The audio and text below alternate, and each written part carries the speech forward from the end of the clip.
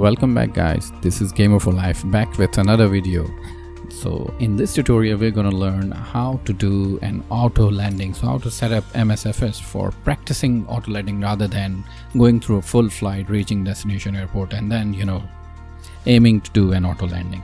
So we are going to choose an airport in France. So I'm not a French guy, so I have tough time in pronouncing the names of the airports, but I'll just try and search and you can see the name of the airport. So it is Saint-Exupéry if I'm not wrong.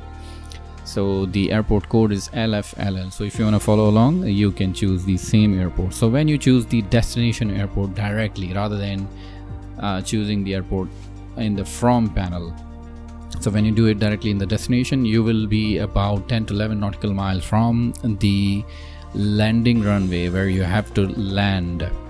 So in order to see if the runway has an option for ILS landing, you have to choose the low altitude airways in IFR. So this will give you an approach option, and from there you can check the drop down menu. So the current landing, that is the runway that is selected, is 35 left. So you can see in the approach menu if there is an option for ILS and 35 left, and there is. So that's the best way to see if the runway has an ILS option, because that will essentially allow you to do an auto landing. Right, so my connection is a bit slower in these hours, so it's the map is essentially loading up right now, and it's a quite densely populated area and with some agricultural land. I think the airport is situated essentially outside the city, most of it being agricultural around and with some population in between. So anyways, let's click on fly.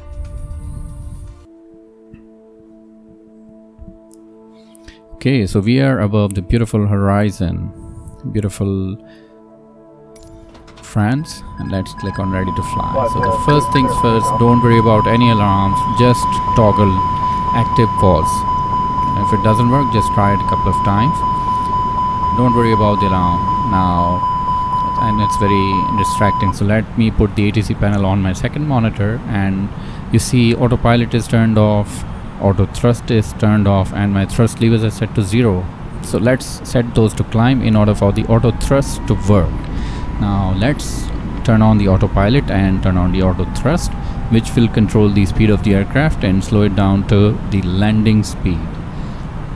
Alrighty, so let's now put the speed to the managed mode, or rather engaged mode. I'm trying to turn the heading to engaged mode, but I'm unable to, and there's no point in touching the altitude because we'll be using glide slope to land towards our landing runway. So these are a few things that you need to be aware of when you are setting the aircraft for an ILS landing or auto landing. So let's set the auto brakes to medium, and let's make sure that our speed brakes are armed. So these are essentially all the settings that you have to ensure in order to enter an auto landing. Alrighty, now we need to move to the FMS, the flight management computer, and when you click on the flight plan, you can see, let me check the program. I'm trying to look for, yes, so this is where we need to enter from and to airport. So our airport code I believe was LFLL. So what we need to do, we need to enter that airport code. So let's type it in the FMS / so that is from and then / F LFLL2. So let's enter it. So now we have our airport information available within the FMS. Let's click on return, and now when we go to flight plan, you can see there's our landing arrival airport essentially. So, and we have the ILS runway 35 left available. So if you look at flight plan, there's no runway selected for landing. So that's where you have to plan and choose the runway where you want to land. Alrighty, so let's go and choose ILS 35 left, select transition to none and click insert. So that's it, we now have our runway chosen, you can see it clearly.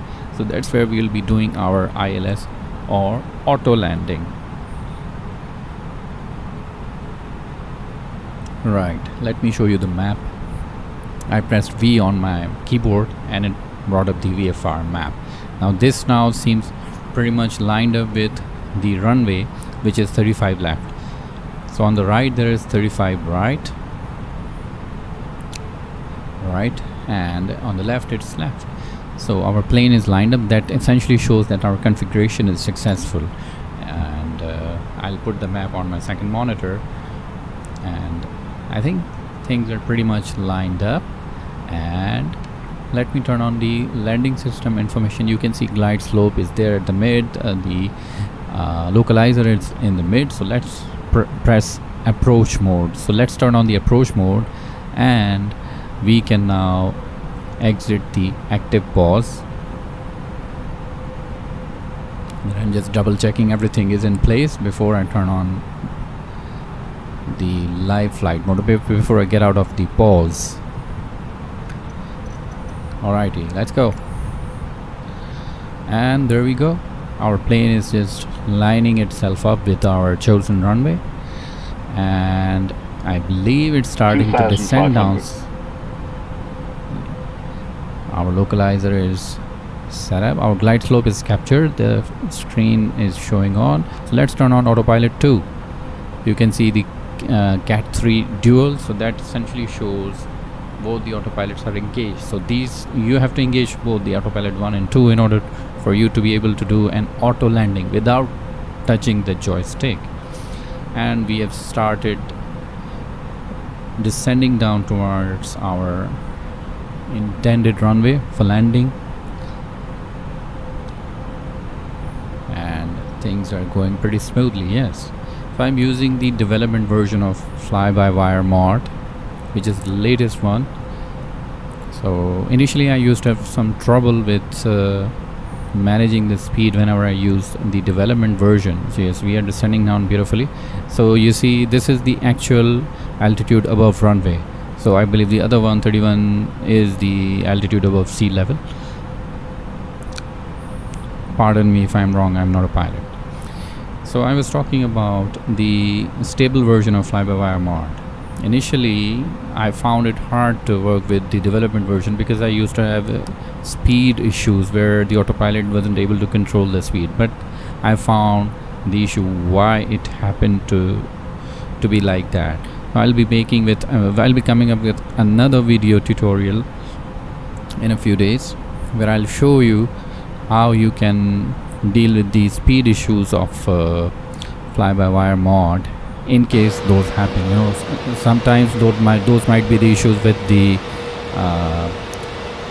mod itself. Sometimes those may be your understanding of how the airplane works, you know. So if you deal with it accordingly, I'm sure you'll work it out and you won't have any issues in the future while flying with the development version of the fly-by-wire mod. Let's have some beautiful views.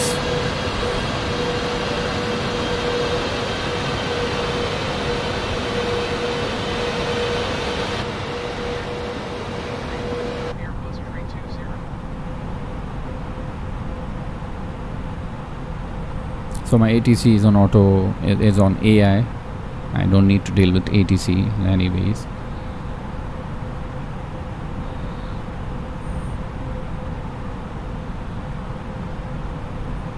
My flight is going pretty smoothly.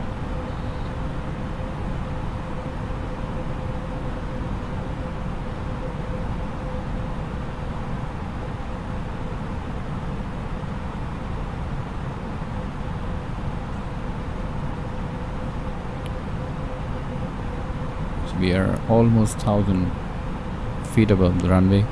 1,000.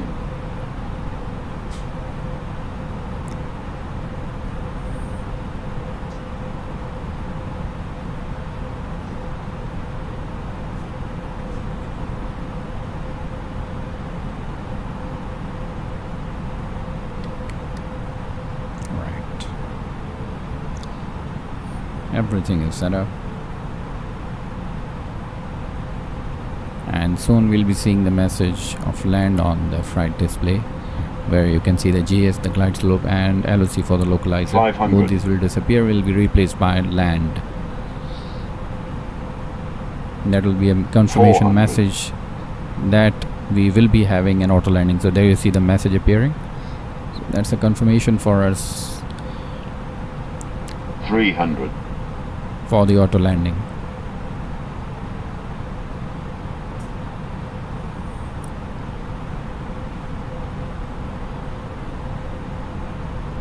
$200.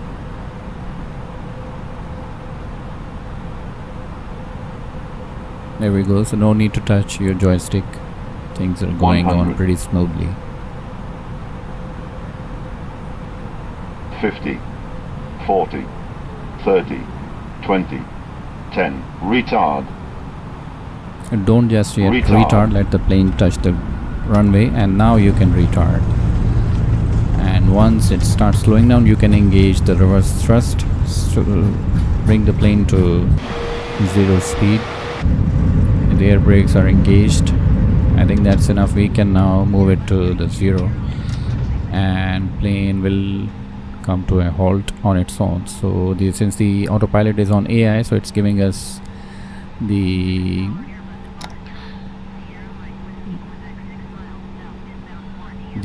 parking ramp where we need to park our plane.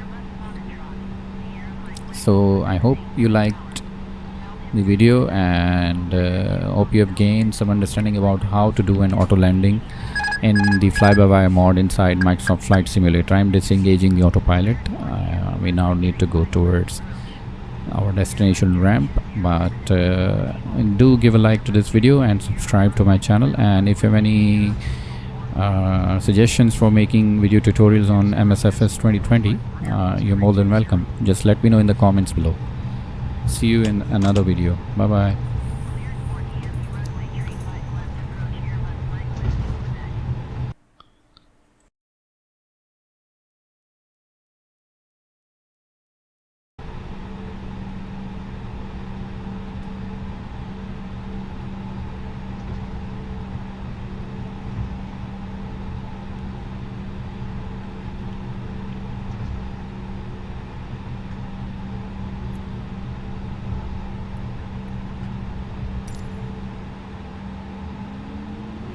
Pull up, don't sink.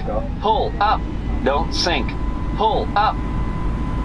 Too low terrain. Pull up. Pull up.